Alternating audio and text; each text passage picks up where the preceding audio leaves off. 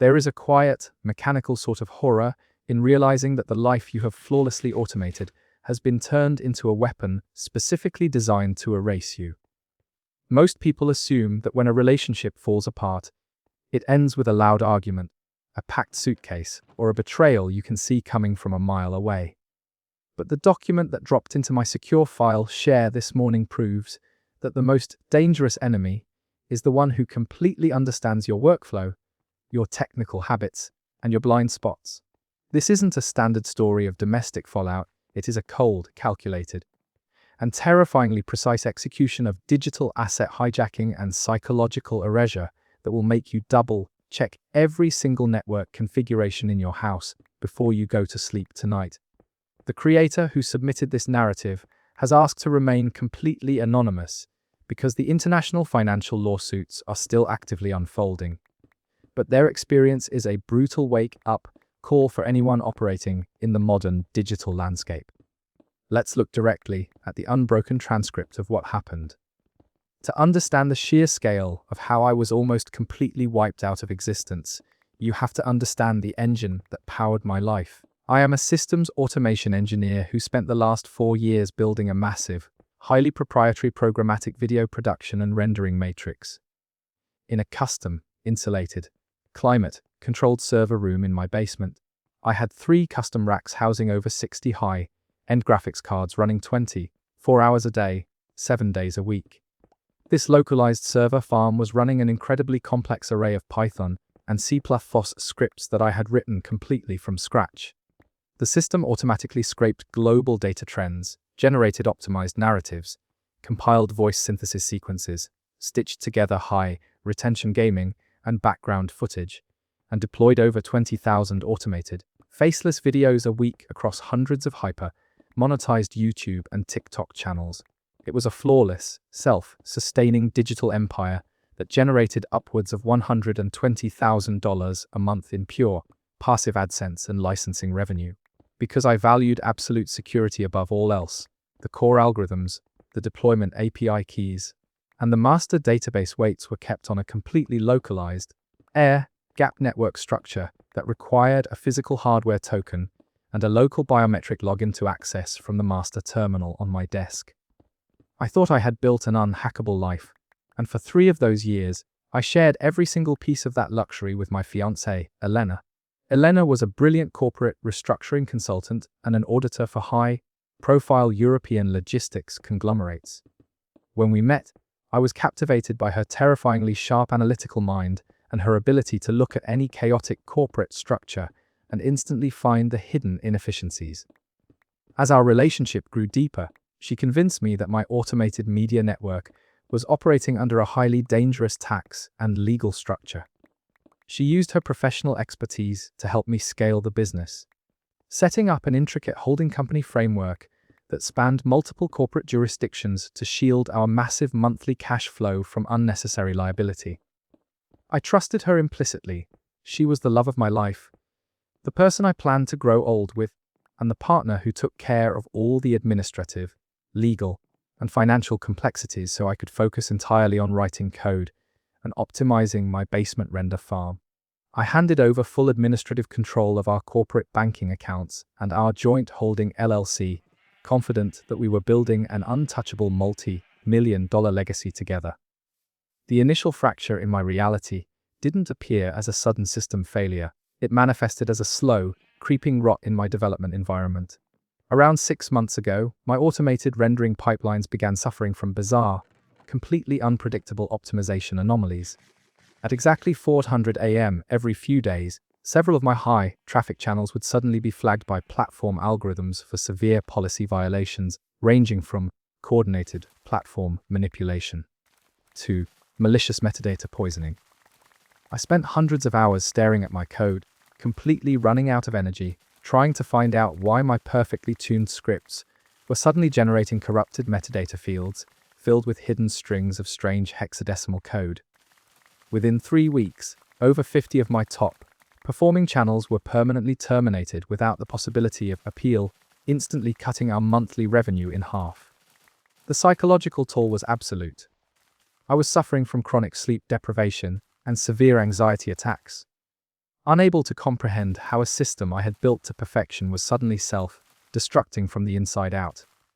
Elena was my absolute rock during this dark period, holding me as I broke down in the studio, making me hot tea, and gently suggesting that my legacy code was simply becoming obsolete against the changing platform algorithms. She brought in a team of external technical restructuring consultants from an offshore asset firm to audit our infrastructure and help me salvage our corporate valuation before the entire network collapsed. I felt like an absolute failure in my own home, completely dependent on Elena's guidance to keep the company afloat. But as an engineer, my entire sanity is anchored to the absolute law of logic: data does not lie, and automated systems do not spontaneously develop malicious code without human intervention. One night, entirely unable to sleep due to a crushing sense of paranoia, I decided to bypass our home's main network switch entirely. I connected a clean, completely air-gapped laptop directly to the core router using a secondary legacy Linux boot drive that bypassed all standard system dashboards.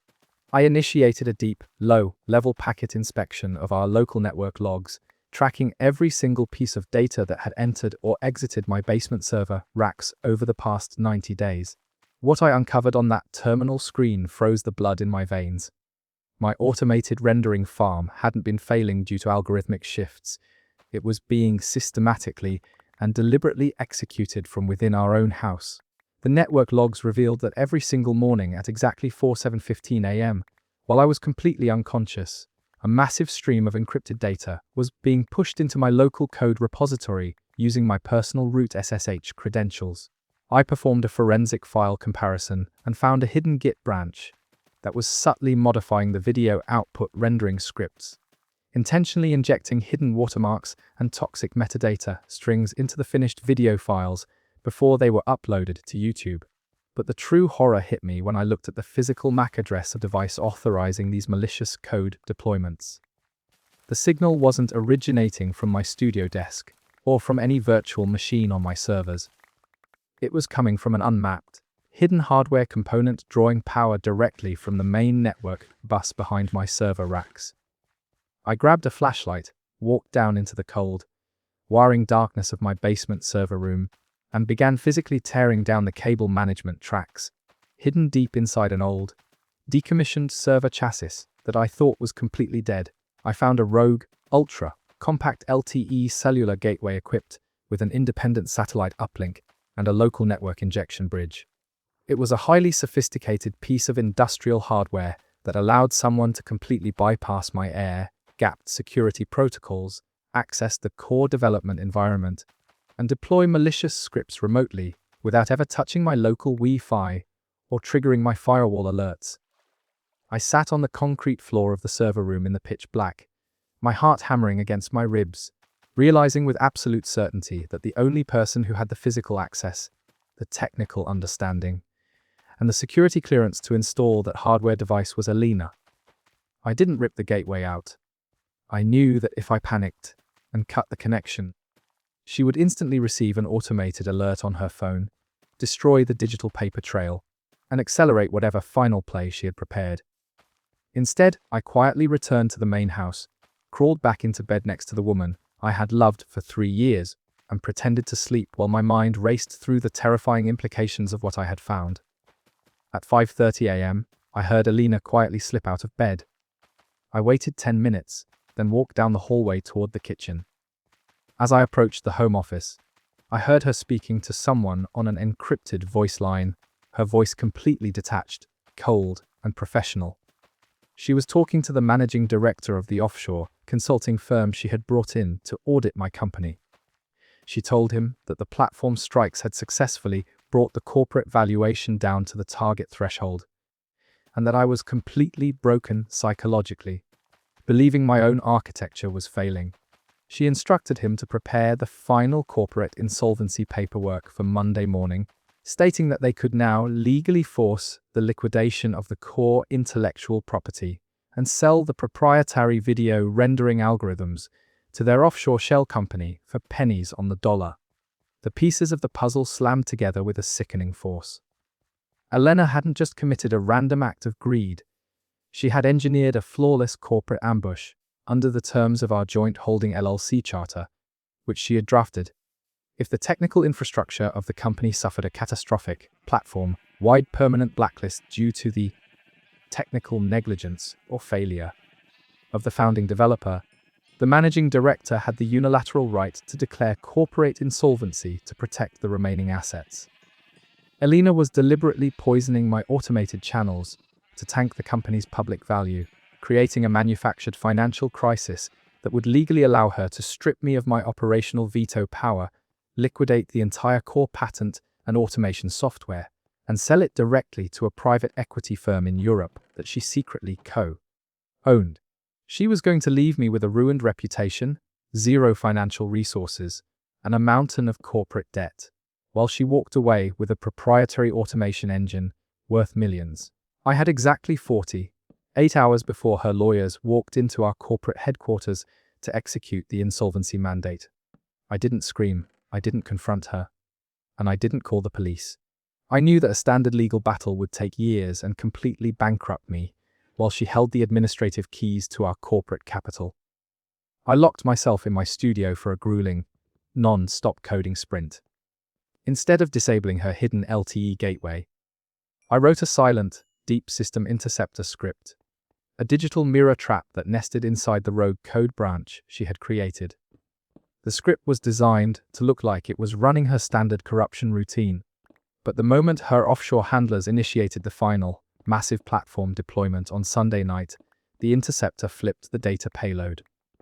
Instead of uploading poisoned metadata to YouTube, the system utilized the LTE uplink to silently download her private laptop's entire local backup directory, decrypting her personal emails, her offshore banking routing paths, her signed agreements with the private equity firm, and the step-by-step documentation of her plan to sabotage my infrastructure.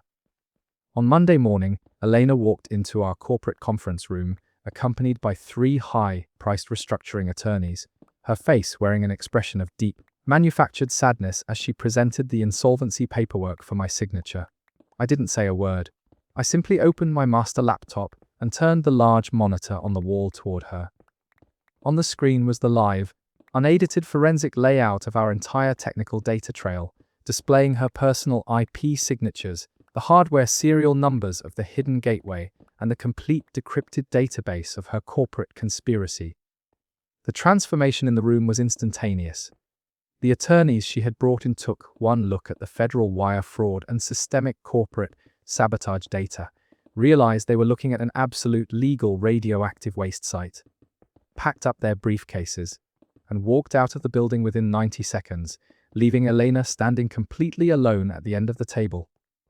The legal hammer fell with absolute, devastating finality, because the forensic evidence of non-consensual biometric manipulation, physical property tampering, and international corporate fraud was completely undeniable.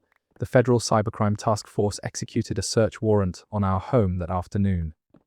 Elena was arrested in the driveway of our estate, facing a massive array of felony counts that eventually resulted in a significant prison sentence and the complete forfeiture of all her domestic and international assets. I successfully retained absolute, 100% ownership of my automated media empire and purged her name entirely from every legal registry tied to my life's work. But the victory was hollow, and the silence that followed in that massive, empty house was heavier than any financial loss. The automation farm continues to whir in the basement, generating data and passive revenue every second, but the psychological landscape of my life was completely altered. It is a deeply unsettling reality when you realize that the advanced digital systems we build to secure our independence can be turned into a seamless, invisible cage when a brilliant, sociopathic mind gains access to the parameters. It forces us to look at the people we love and ask an incredibly uncomfortable question. If someone had complete, unchecked access to the infrastructure of your entire life, where exactly does the boundary of your safety end, and where does their calculation begin? It is truly wild to see how cold-blooded and patient a domestic execution can be when someone knows exactly how to manipulate your technical pride against your own sanity. The absolute psychological endurance it takes to watch your partner suffer from chronic panic attacks that you are actively manufacturing through a hidden server rack is a level of malice that is hard to process. I want to leave everyone tuning in today with one very specific thought before you close this file. When you build an automated system to handle your business, your wealth, or your home, are you truly securing your future? Or are you just building a more efficient cage for someone else to lock you into? Drop your thoughts in the replies below. Let me know how you would have tracked down that rogue gateway. If you are waiting for a sign that your life is a lie, this is it. I have lived this exact moment 80 times, and every single time they wipe my memory to keep me trapped in their game.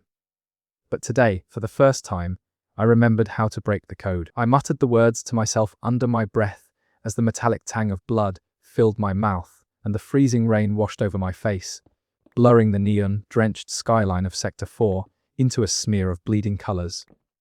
My boots hit the cracked pavement, sending ripples through puddles that reflected a sky which had not seen a real sun in 3 centuries, and I knew they were hunting me again.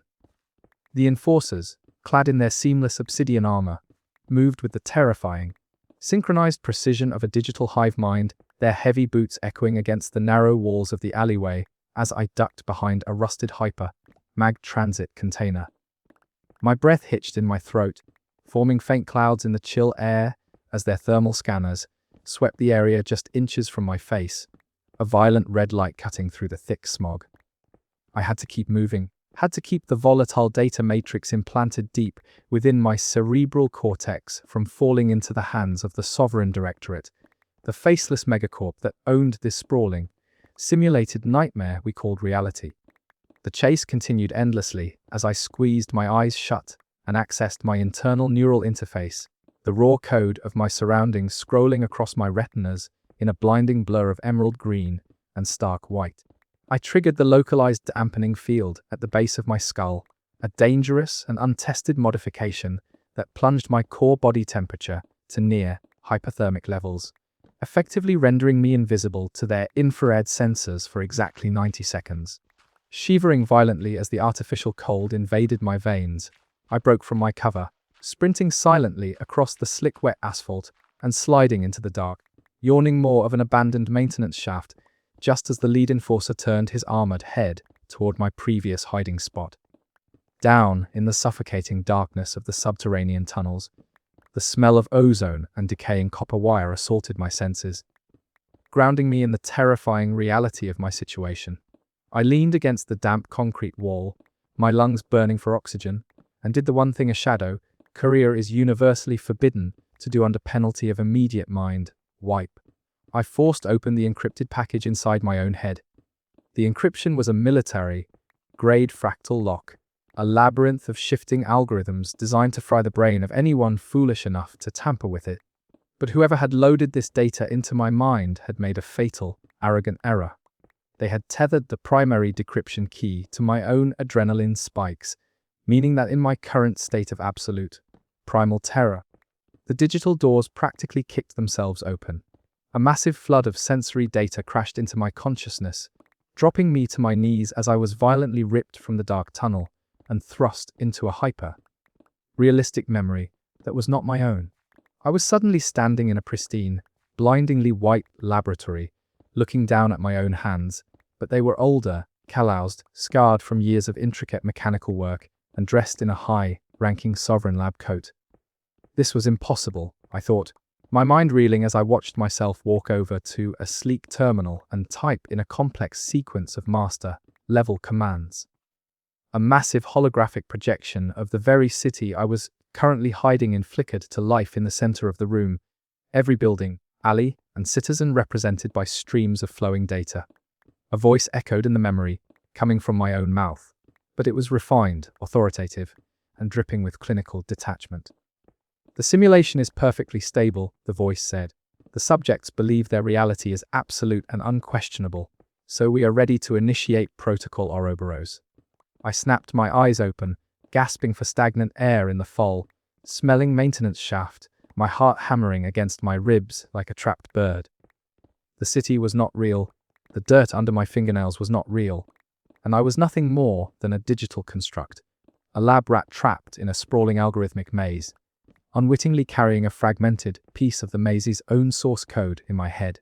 "You should not have looked inside the package, Elias," a familiar voice echoed down the concrete tunnel, snapping me out of my existential spiral. I spun around, drawing my magnetic accelerator pistol in a single fluid motion, only to see Jax, my handler and the only person in this godforsaken city I actually trusted, stepping out of the shadows.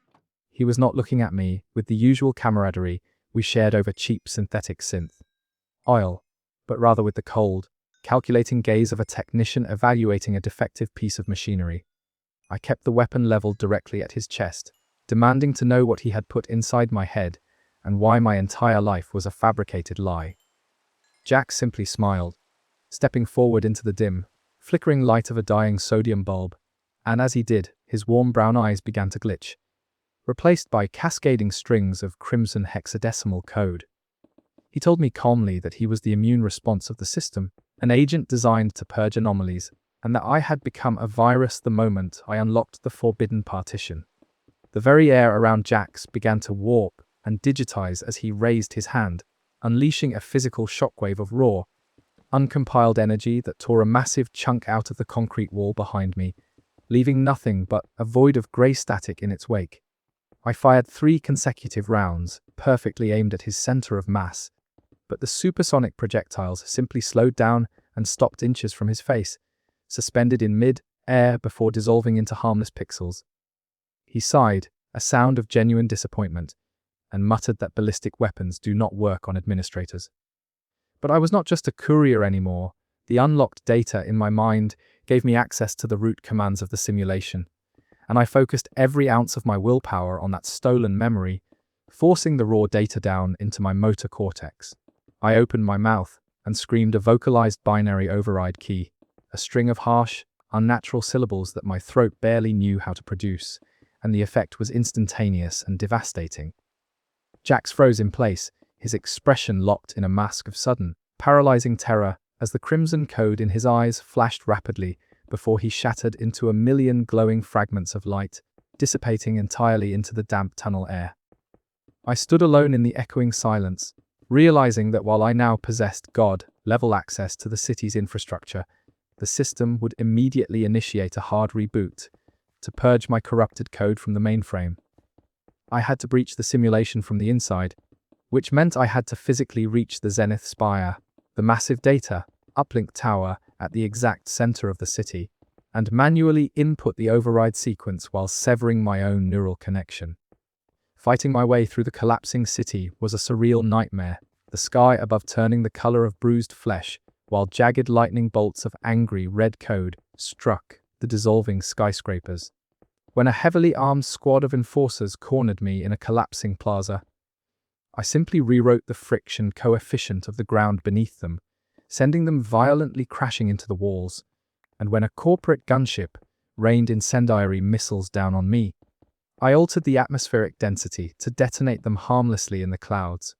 I was bending the rules of reality, fighting my way up the spiraling staircase of the Zenith Spire as the geometry of the world literally melted away behind me.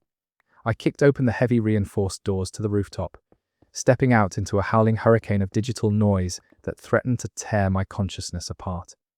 Below me, the sprawling metropolis was a swirling, chaotic vortex of collapsing data, a dying world being consumed by its own fail-safe protocols.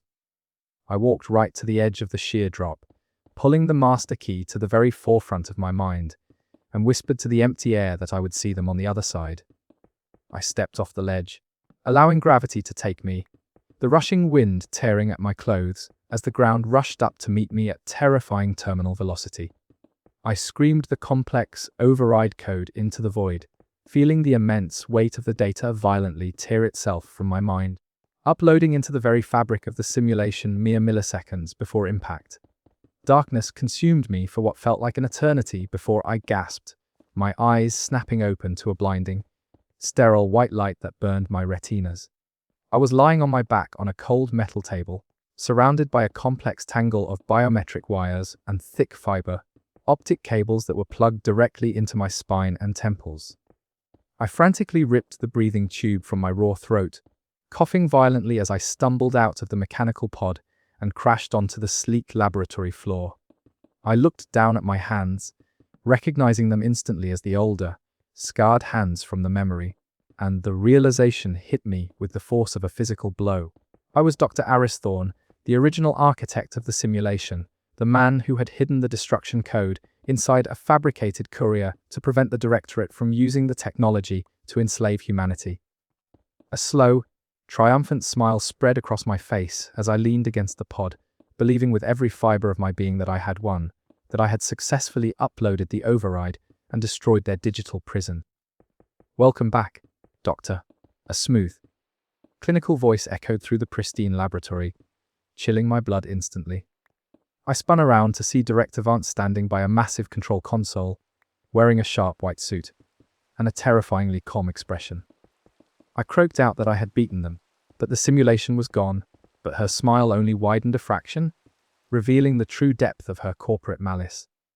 She walked slowly toward me, her heels clicking rhythmically on the metal floor, and explained patiently that they could never break my encryption from the outside, so they simply let me break it from the inside.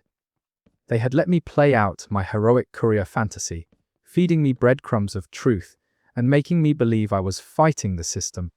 Right up to the exact moment, I willingly extracted the master key from my own subconscious and uploaded it directly into their secure servers. My stomach plummeted into an endless abyss as the horrifying truth washed over me. The jump off the tower, the heroic sacrifice, the uploading of the code, it had all been a trap designed to hand them the keys to the kingdom. Vance turned back to her console, her eyes gleaming with cold, calculating triumph, and stated that with the Ouroboros code now in their possession, they controlled reality itself, and therefore had no further use for the architect. She pressed a single, glowing red button on the console, and a menacing hissing sound immediately filled the room as lethal neurotoxin began to vent aggressively from the ceiling grids.